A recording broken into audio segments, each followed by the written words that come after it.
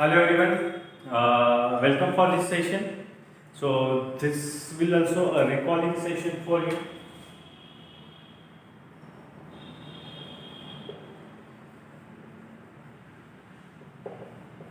Yes. So this recalling session, what we are going to learn is recalling session.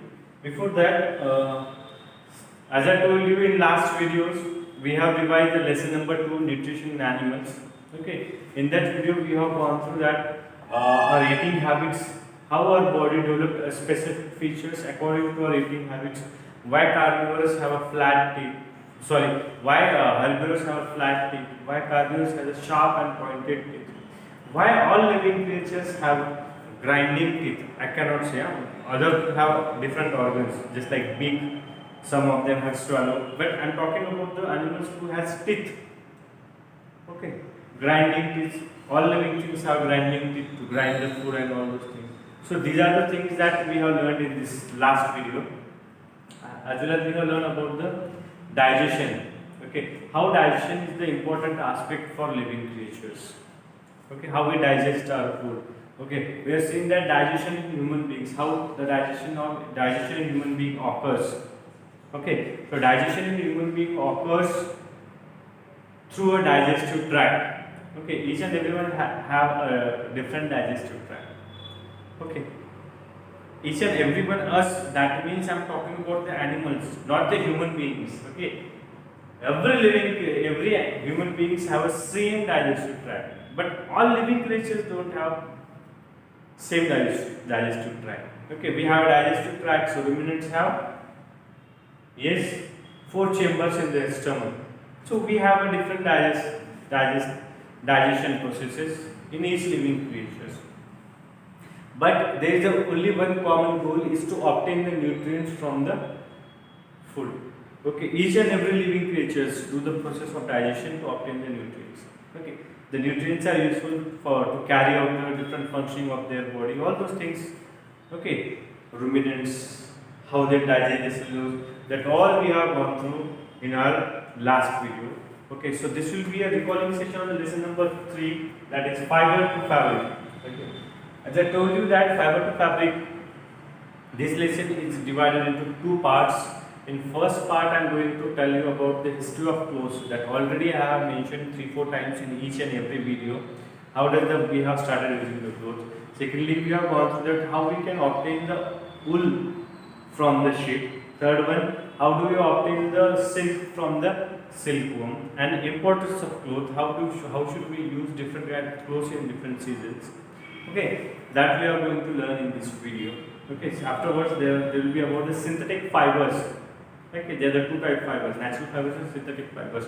What are the synthetic fibers that we are going to learn in these points? Okay, it is not possible to learn all the lesson, revise all the lesson in one video only. So we are dividing into different parts. So let's begin with the history of clothes. See, clothes is one of the important material that we have. As I told you that every lecture there will be one line I used to say, that is, necessity is the mother of invention. Okay, so same happens with our clothes also. Clothes are invented when we required, when we thought that clothes are necessary for us. At that time we have invented the clothes. Okay, so how does the clothes are invented? As you know that we are the generation of apes. Our ancestors were apes. Okay, so apes, at that time when we were apes, there are a lot of hairs on our body, as well as our skin. It is quite tough. Our skin was quite tough and a lot of hairs. So we did not require any protection to our body. But when there will be evolution of human beings, okay, if you don't know the evolution of human beings, please go through the theory of Charles Darwin. Okay, Charles Darwin, he proposed the theory of the evolution of human beings. At that time, there are the organs which are unnecessary for us, which we don't require. What we did with that, okay, slowly it started disappearing, just like we had tail. The proof of the tail is our backbone. Okay, so slowly it started disappearing, and after a particular time it completely disappeared. So it happened with most of the organs which were unnecessary for us. The same happens with the hairs which were present on our body. It slowly disappeared, and after that our skin becomes little bit weak. It was not as tough as before. So what happened? Human beings started feeling cold. So, okay, he's feeling the heat of the sun, insect bites. Okay, the atmosphere is hammering on his body. Slowly he understood that he need to protect his body. So at that time, human beings are completely depend for their livelihood on the hunting. Okay, he hunt the animal. Okay, he hunt the animal. Afterwards, eat the flesh of that animal. So slowly, one or twice, he started to putting the skin of the animal on his body. When he is putting the skin of the animal on his body, he observes that that particular area, it is untouched by sun, cold, heat. Nothing will happen. It will remain as it is. So it is understood that that animal skin is protecting his body. So he understood that he started to covering himself with the animal skin. So as the way that clothes are invented, this is the way that clothes are invented. Okay. So what happened? Human beings started using the clothes, but clothes are not the same what we are using now. The clothes concept, shirt, pant, okay, but it is a fashion. Clothes means covering of the body. Whether you cover with the animal skin, whether you cover with the leaves, it doesn't matter. So slowly they are covering their body with the animal skin. Afterwards they find out that they have started using the different leaves to protect their body or bark of the tree. Slowly, when the human beings started settle down, when they are settling at one place, okay, they introduce themselves to the farming. Okay, when they introduce themselves to the farming, the first natural fibers they have invented, that is in cotton. Okay, so if we categorize the fibers are categorized into two different means. First one is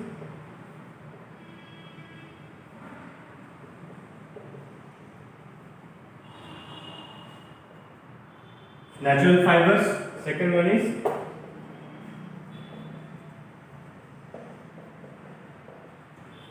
synthetic fibers. Natural fibers and synthetic fibers. So natural fibers, when the human beings started settling down, they started the farming. Slowly they have started the farming, they sowed the grains or kinds of things. So farming is going on very well. Suddenly they got a new type of crop. Okay. From that crop, they are not obtaining the food. They have obtained a fiber. Okay, that was cotton plant. They understood that what we can do with that fiber. So they started to preparing the clothes from that. Okay. So firstly we have started the animal skin. So natural fibers are divided into two different parts. First one is plant fibers, and another one is that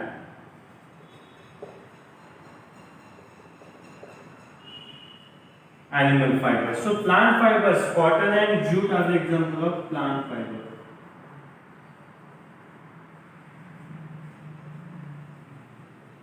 Cotton and jute are the example of plant fibers. So these plant fibers, human beings started using this plant fiber. Okay. So what they have doing, they have drawn out the thin fibers from the cotton plant. Okay, they have started to preparing the clothes with that. Okay, so when they have prepared the clothes, they understood that they are quite thick and they are protecting them very well. Okay, so afterwards they have started using the colors to decorate their clothes. Okay, see here I am talking about the invention of color. See, invention of color, nowadays we have a lot of colors in the market. We can go, we can tell the name of that color, we can obtain it. But those all colors are made up of chemicals. All, whatever the colors you will observe, those all colors are made up of chemicals. But at that time, people were used to color the clothes. They are used the leaves of the tree and second flowers. And you can't imagine that color is as durable as these chemical colors. So they have started using the natural substances they are adding in it. Okay, by adding that natural substances, they are giving the, we can say, last long color to their clothes. Okay, finally they have started decorating it, all those things, and these plant fibers are in the use. Okay, so this cotton and jute, cultivation of cotton and jute, I will explain in very short. Okay, see, cotton plants are mostly grown into the humid atmosphere, means we can say moderate temperature. Okay, where there is a moderate temperature, black soil, moderate rainfall. Okay, cotton growth require moderate rainfall. In that particular region, they will grow, just like Maharashtra, we have a moderate rainfall.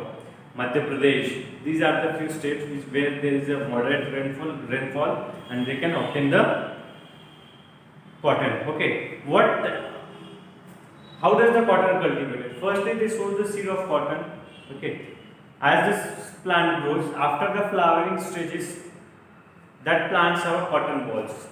Okay, the plants have cotton balls. Because of it, the cotton balls started bursting slowly. As the cotton ball burst, okay, the white substances comes out and it will completely dry. After drying that, farmers collect it by the method of picking.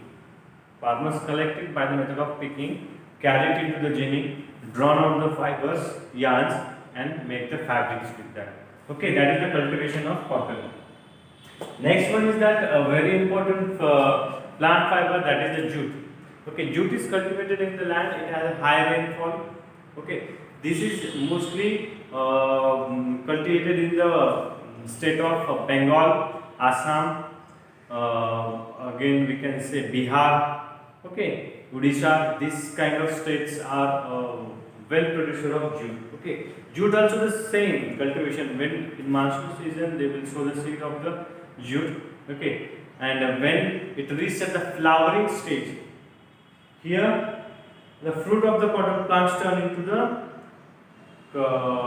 for making the fabric. But here the stem of the jute plant is used to make the fabric. So what happens when it reaches to the flowering stage? Farmers cut the stem of the jute.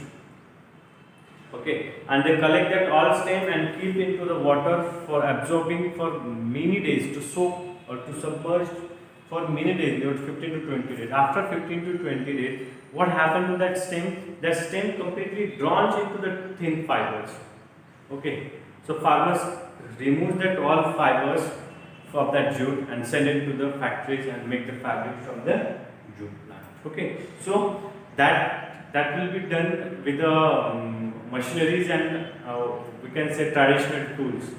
Okay, so that will be used. Second one is the animal fiber. So we are going to start it, but it will take a little bit time. Okay, because here it is sericulture. We need to explain all the process, how we obtain the silk.